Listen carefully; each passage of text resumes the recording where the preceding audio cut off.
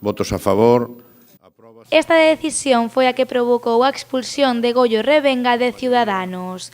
O edil decidiu apoiar os presupostos municipais do Bloque Nacionalista Galego e do Partido Socialista o pasado mes de febreiro, un feito que ia en contra das directrices do seu partido. A pesar das consecuencias que tivo esta actuación, Revenga asegurou hoxe que actuou da maneira máis coherente. Desde el primer momento me encontré con una advertencia por parte de la dirección gallega y nacional, avisándome que dicha aprobación conllevaría la apertura de un expediente disciplinario. Desde mi posición, intenté explicarles sin éxito que la negociación no era incompatible con unos ideales y valores que sigo defendiendo, puesto que se trataba de unos presupuestos mejorados para mi ciudad. Y les dije que como concejal de Pontevedra siempre colocaré mi ciudad antes que los intereses partidistas de cualquier formación política.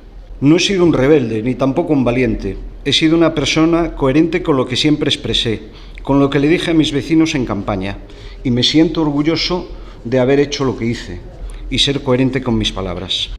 5 meses despois da súa decisión de apoiar os presupostos municipais, a agrupación Laransa decidiu expulsar a Goyo Revenga por tránsfuga.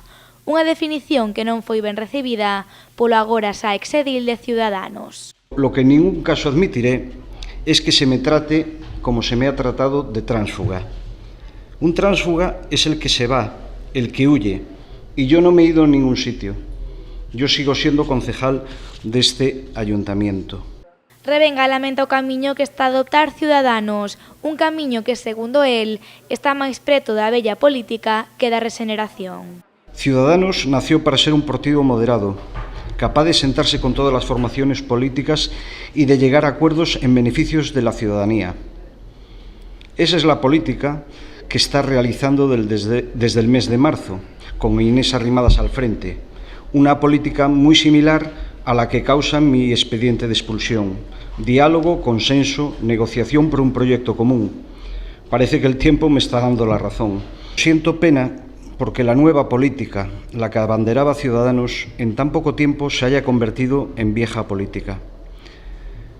Y como tal es percibida por la ciudadanía, como se demostró en las pasadas elecciones del 12 de julio al Parlamento gallego, dando la espalda de una forma incontestable a nuestro partido en Galicia. Goyo Revenga asegurou que non vai a entregar a súa acta de concelleiro e, polo tanto, seguirá na corporación como edil non adscrito.